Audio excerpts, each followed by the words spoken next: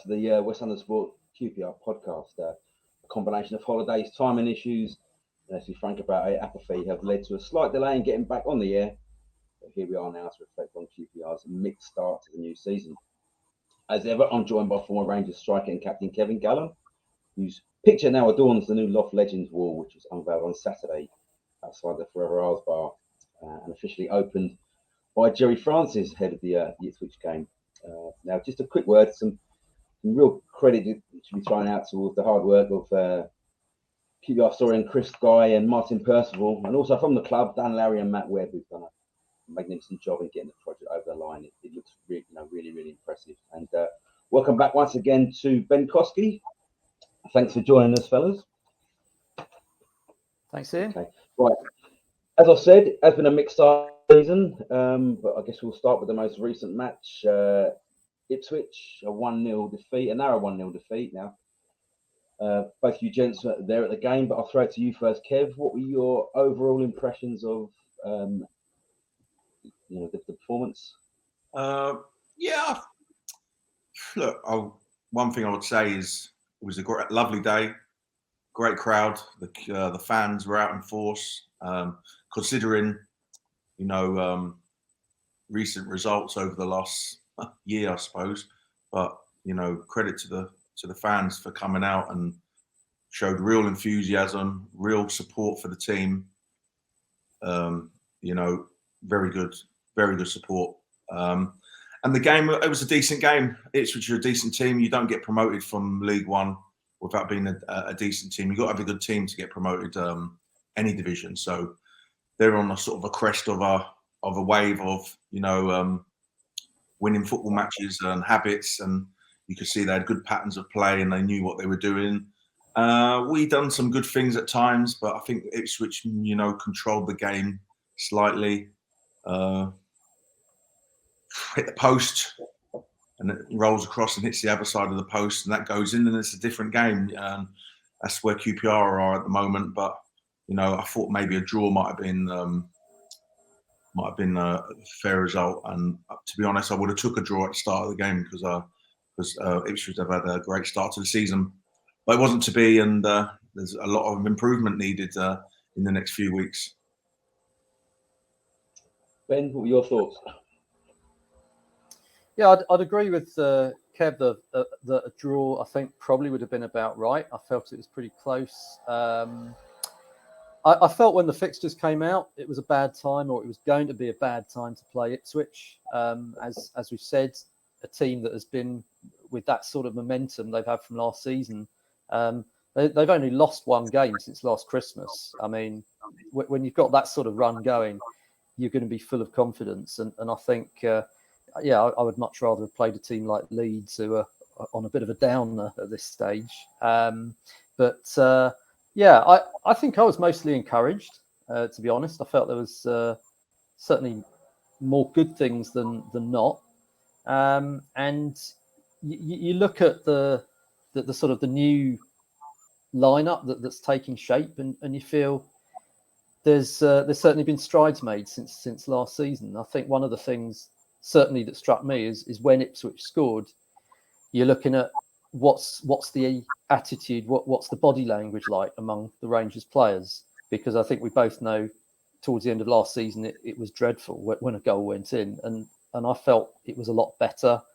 They gave it a bit of a go in those last 15 minutes plus however many there were added on, can't remember now.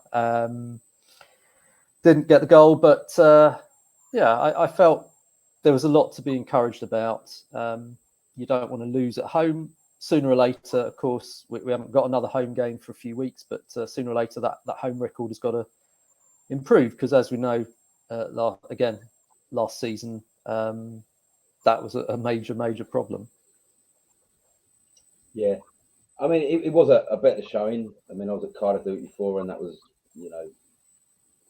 decent enough. I mean, it couldn't be any worse than it was in the season opener. I mean, I think I said last year when QPR beat Bristol City at Ashton Gate that it was one of the best performances, or arguably the best away performance I've ever seen from a QPR team in the first half. Well, the Watford game was polar opposite to that, where I've never seen QPR that bad. It was disgraceful performance. So, you know, the bar was so low, it couldn't get any worse than that. And, you know, the win at Cardiff, it was a hard-fought win, but it was deserved. And it led to Gareth Ainsworth sort of making this big sort of announcements about changing the style and, you know, what he wants to do and that. And sort of begs the question, Kevin, really. I mean, why did it take a 4-0 defeat at Watford for him to kind of do that? I mean, surely this is what you worked on in pre-season and sort of look at what you got. I would say that had to have come from the players, either the senior players had to, because you don't go to Austria for 10 days and train 2 or 3 times a day on a particular style of football, and then when you lose your first game, just completely reverse it and go and try and play a different the style that QPR have been playing for the last through Mark Warburton and Mick Beale and Critchley, a passing game. I mean, look, Gareth really would, I would say, I mean, if I'm trying to read his mind, he would like to play the way he plays at Wycombe, that he did at Wycombe, but he hasn't got the players for that at QPR. And you have to play, you've got to play a style of football that suits your players. And let's be fair, you know, you've got Ilias Chair, one of your better players. You don't play that style. You need to get him on the ball. You need a passing game. And I think, from what I would read behind the scenes, that there must have been words after that game against Watford, and the players have sort of got together and said, look, we need to play a more passing style of football, and that's what's happened. But also, I mean, I look at the stats from Saturday. We ended up, we're at the home team. We have 38%. They have 62%. We need to get, if you're going to win football games consistently, if you're going to try and win football games consistently, you have to get that up to 50% at least, especially at home.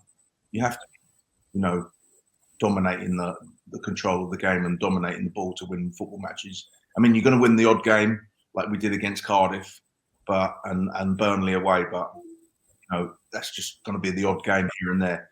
You need to dominate the ball a little bit better and get up to the 50% possession. Have to, if you're going to be successful and stay in the division.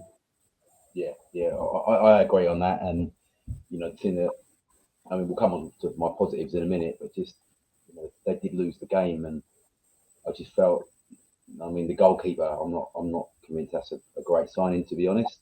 But, you know, his distribution was abysmal in, you know, the last 20 minutes, and, you know, an experienced goalkeeper just kind of lost it long up top to a, you know, a young striker in his sort of second appearance at first team, who's, you know, likes the ball to his feet and expecting to win it in the air against kind of seasoned, you know, centre backs, and that was half the problem, really. He's going forward and coming straight back, and that's why you're not. Yeah, that's a major problem as well with Lyndon Dykes being injured. I mean, we've done this podcast for years, and I've said about the lack of strikers at the football club, and Lyndon Dykes is injured, and we're now relying on Sinclair Armstrong at 20. Is he 20 years old? 21. Yeah. Who scored 1 goal in his career, and now a young lad who's never scored a goal in his career in the Championship. It's just, the recruitment there has been that's just very, very poor, that we haven't got another striker, senior striker at the club. And they've got 2 weeks now to get one in, because at the end of the day, if Lyndon Dykes does get injured, which there's every possibility that he will, you know, is he going to be fit for the whole season? He might be, he might not be, but you're going into a season with like 1 senior striker and 2 young lads. You need that needs to be rectified quickly.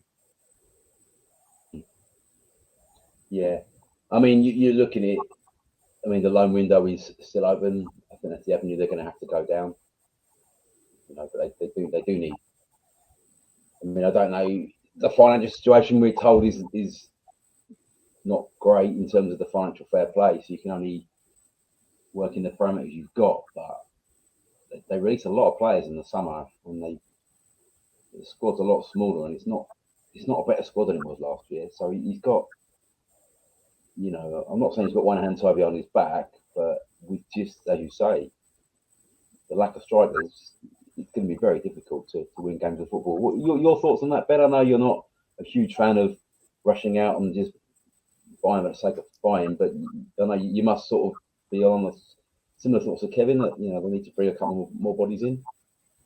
I think. I mean, as Kevin said, we've talked about this for years, and the lack of strikers or not having enough of them. I would certainly be in favour of trying to bring someone in up front, partly for the reasons that have already been outlined, but also because I'm always a believer in that you should certainly have the option of playing two up front at times, and you certainly can't play two up front if you've only got two or one to start with. So you have to have, if you're including Sinclair Armstrong as a first team striker, which I think they certainly are, you've got to have a third person alongside him and Linda Dykes as an option, without a doubt. As you say, it is going to be, there's going to need to be some kind of some room there financially, and of course, as always, a lot of it may depend on people going out as much as coming in, because if someone is going out in the next couple of weeks, that gives you some more options. But I would certainly like to see someone come in who plays up front, and ideally, of course, someone who offers some different quality to what Lyndon Dykes or Sinclair Armstrong does, because I think for me that's always the key: is have you got attacking players who offer you different things in a different game situation, maybe when you need someone to come off the bench and do a job. I mean, we're going back a few years, but it's funny how often I hear people say, we could really do with having a Matt Smith player, so someone who can come off the bench in certain situations, just do the job of win the ball, make a nuisance of themselves in the box. I'm not saying necessarily there needs to be a Matt Smith clone coming in, but I think it just underlines the point. You need people who will give you who'll give you different to what you've already got. In terms of people coming in, I think probably most would say that is probably the most pressing concern, and then it depends, where else you look in the squad. I mean, I've heard people talk about needing another person in defence. I've got to say, for me, I look at central midfield, and I just think they're a bit light there in terms of personnel.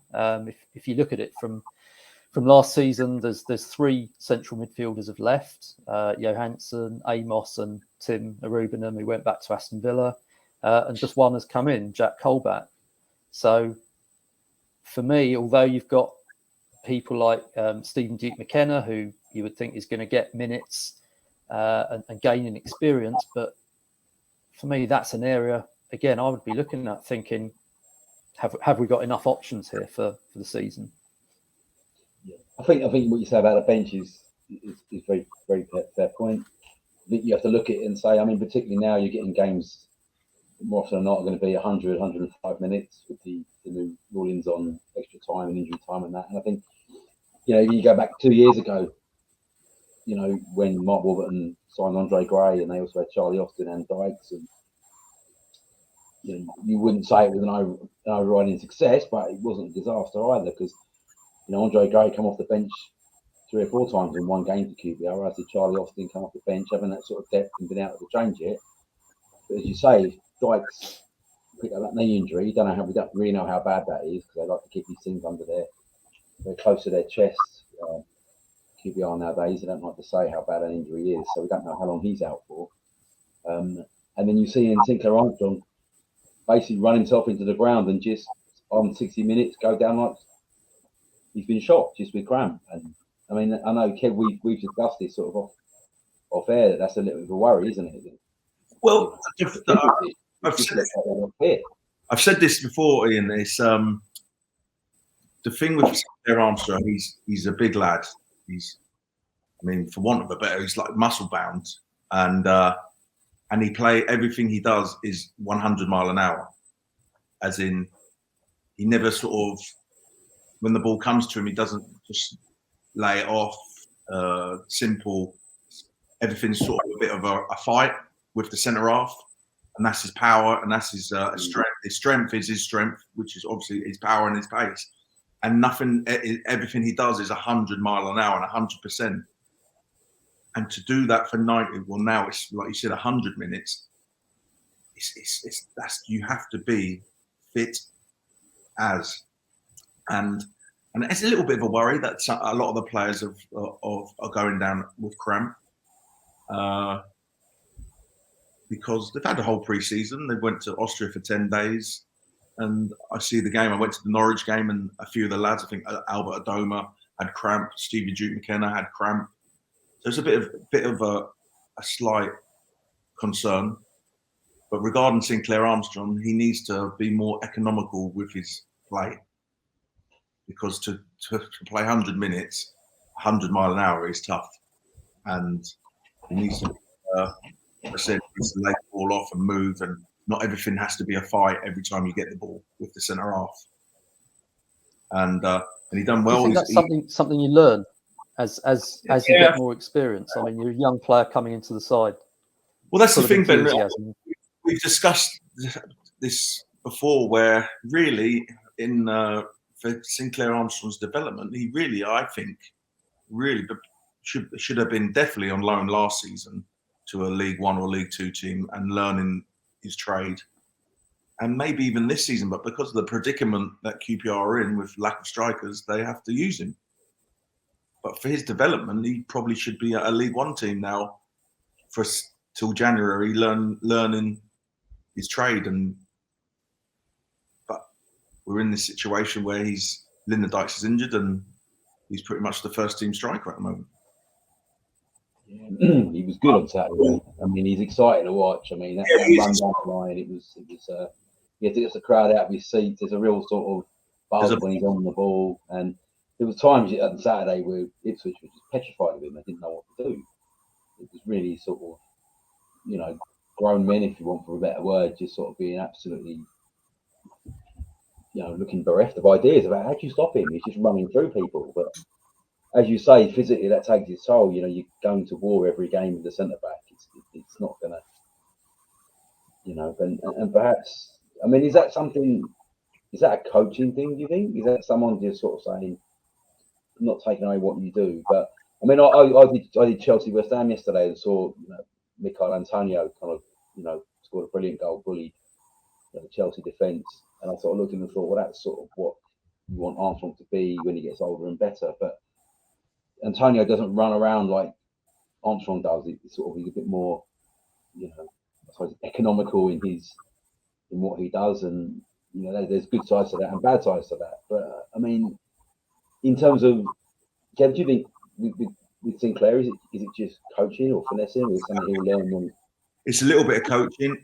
It's also just game experience and learning on the job. Really, the more you play, the more you learn. There's no better coaching than actually playing 3 o'clock on a Saturday. That's the best coaching you can get. But having like senior sort of centre backs, if you want, like Steve Cook, who's been around, seen it. I mean, I'm sure he's talking to him and telling him things as well. I mean, did you find that when you were a young player? You always think like strikers learn from strikers, but did you ever sort of learn from Alan McDonald, Danny Maddox, these types of players about? Well, you sort of, when you train against them, you're sort of learning as well when you're training up against them. But they would never sort of say anything. But the best way is like I said, game experience, playing 3 o'clock, also watching. Go and watch. Before I got into the first team, I'd be at QPR every 3 o'clock every Saturday watching Les Ferdinand, Bradley Allen, Gary Penrice, Roy Wakely. Be watching what they did, and you sort of try and if you try and copy them, that's what I did anyway.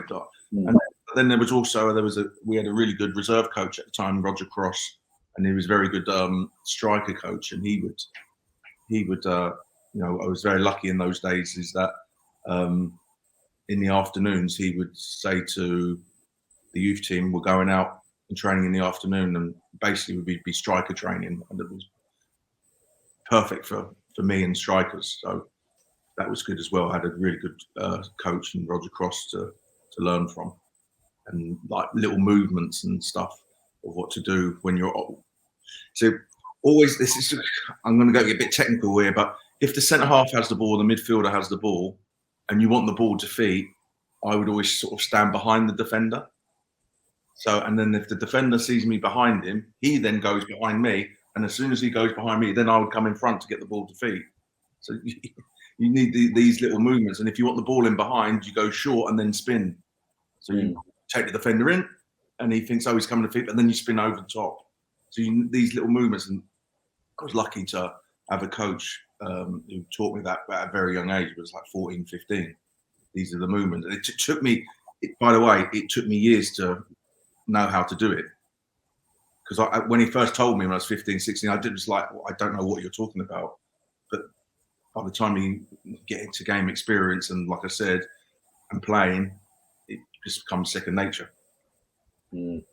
Now, we spoke to Sinclair after the Cardiff game, and you know he's a really good lad, a very humble lad, and you know you really root for him. But he said when he was at Shamrock Rovers, he was coached by Damien Duff, former Ireland, Chelsea, and Fulham winger. You know, superb player in his own right. And he said to him, like, the only way you're going to make it at football, you have to be obsessed by the game. You have to watch as much as you can. He sort of said that he watches strikers, he watches football all the time. He's very sort of obsessed by the game. I mean, how important is that for him? Because you know, a lot of players now, they play the game, they're very good at it, but you wouldn't say they're kind of fans of the game. How important is that kind of for him to, you know? I think it's important for any young lad that they should be watching as much football on the telly, go into matches. If you're not playing, watch as much as you can. I really do. I think if you want a career out of football, but then there's some people who don't watch but are natural football players, and it's just, this is my job, and they just know what to do. But me personally, watch as much as you can, and I would recommend that to any young player at QPR or any young player anywhere. Watch football. If you want to be if you're centre forward, go and watch Harry Kane. Just go and watch him. I know he's in Germany now, but when he was there, go and watch him. Do what it should. And you go and watch Harry Kane live. It's completely different to watch him on the telly, and then you give it, oh my God, what a player he is live. Yeah. The technique and the movement and just the basics. He can, if you can get as any footballer, we'll talk about Sinclair after. You can get the basics. You can get the basics really good. You sort it. I'm not talking about taking people on, but receiving the ball, holding it, laying it, moving. Get them right. You got a great chance of having a career in football. Now, we've obviously discussed the you know, there isn't much money for QPR to spend, but would you, if an offer was to come in for Ilias Chair now, you'd have to kind of think about taking it, wouldn't you? I mean, he's probably QPR's best player, and someone that you could get some money for. I mean, it's just the case that is in. Yeah, you've got to look at it, but you have to have replacements in line. Do you know what I mean? It's not selling him. Oh, what are we going to do? There has to be some backup plan. We sell him. We'll go and get hit. We might go and get 2 or 3. You know what I mean? Get centre forward. Get another attacking midfielder. Benson, another actual midfielder. Well, I mean, what's happening with Willock? I mean, it's just a strange one. I mean, he gets taken off on Saturday at half time. I mean, I've had that done to me, and that is not a nice feeling, getting taken off at half time. He said he was gassed. He was cooked by half time, which again comes back to question about the fitness, isn't it? Really? I mean, you at least give him 55 minutes, don't you? 55. Because it looks, it's like, unless you're injured, but getting taken off at half time is like for your. It's like I got taken off at half time once by Ray Harford. I wanted to kill him. It looks it's embarrassing, and it sort of feels like it's your fault that you're losing, or you're not doing it. It's your fault. I'm taking you off at half time. It's not a good one. And the reason I'm saying about Willock is, you know, if you're not, what was the point giving him that extra year if you're not going to play him? He's just taking up money from maybe someone else to come in. I don't understand it, to be honest. I mean, there's a lot of mixed messaging coming out there. He's sort of saying, Ainsworth, that, you know, I want him here, he's part of my plans, but he does seem to be the kind of fall guy that he doesn't want to, you know, take him off, he won't pick him, he'll leave him on the bench. And there's obviously, you know, I just think he doesn't fancy him, to be honest. That's how I see it. It looks that way. I mean, if you're saying he's not fit, okay, why don't you play him against Norwich then to get some fitness? Yeah, that's what I thought. Yeah, 100%. And then, you know, against Watford, bring him on for 2 minutes. What for? It's a strange one, because this time it's a very strange one, isn't it?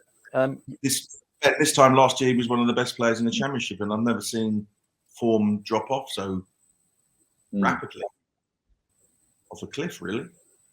I'm going to say, Ian, I think you're almost struggling. You're struggling to know how to interpret that 45-minute appearance. Is it trying to reintegrate him into the team, or is it trying to put him in the shop window? It's a very curious one. I mean, I certainly feel if there are offers out there for Chris Willock, I think, you know, he's likely to be on his way, because that final year or this, you know, extra year of the contract we're talking about was an automatic clause. So I think, in a sense, they might ideally have not wanted to do that, but were sort of committed to it. So I think also, you know, we talked about what would happen if there's an offer for Ilias Chair. I think at the moment, certainly if you ask most QPR fans, you know, would you rather lose Ilias Chair or Chris Willock at this stage? They're going to say Chris Willock, because they will see Chair certainly as a player who's still firing at somewhere near to full capacity, and Willock, for whatever reason, hasn't been doing that for quite a while. I think the other, you know, we talked about having a plan if someone goes, and again, you look at that area of the field. I'm not saying that there necessarily is the depth of quality of those sort of attacking players that play off a striker or wide, but there are now quite a few of them. You have people like Dixon Bonner coming to the squad. You have Taylor Richards, who again has been a bit of a mystery as to why he hasn't played more. But those are all people who operate in that area of the field, and so in terms of looking at options you've got, you'd say that if someone was to go from that area, then, you know, you're not going to be completely short without them, so to speak. Looking ahead to the weekend, it's obviously a very difficult trip to Southampton on Saturday. I mean, Kev, you've played in struggling QPR teams when you're up against sort of like the big, strong teams that are fancy to be in the mix. I guess this time of year is probably the best time to play them, the start of the season. Well, they've got some good players. They've obviously sold some players, so they've got money in the bank to, you know, comply with FFP and also maybe make some signings. I think that Southampton will try and dominate possession the way that they have done with Russell Martin's teams with Swansea, and they keep the ball. Don't know.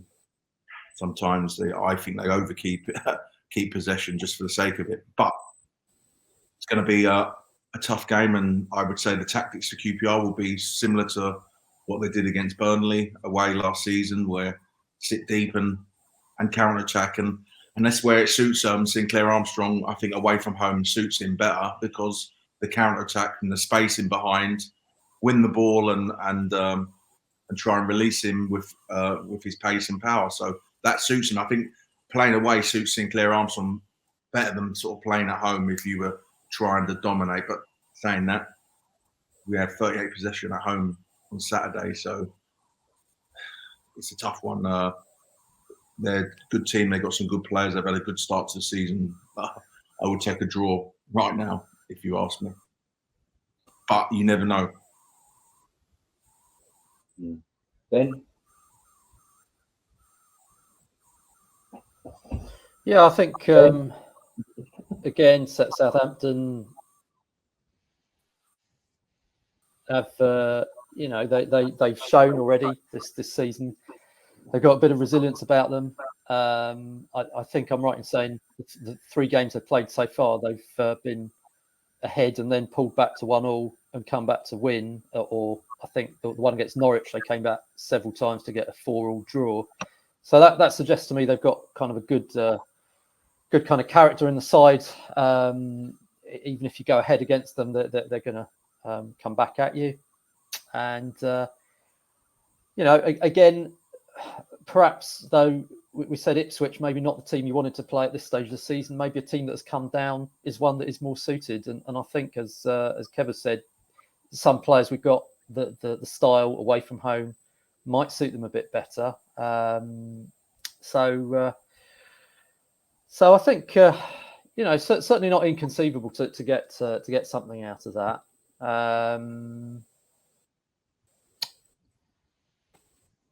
And I'll be honest, I didn't actually hear Kev's prediction, so I'm not going to. I can't. I said I'll take a draw. I took a draw right now. You take a draw. Well, right. Well, I'm okay. Well, I'm going to echo you then and say I'll take a draw, and I think it's not inconceivable to get one if they play really well.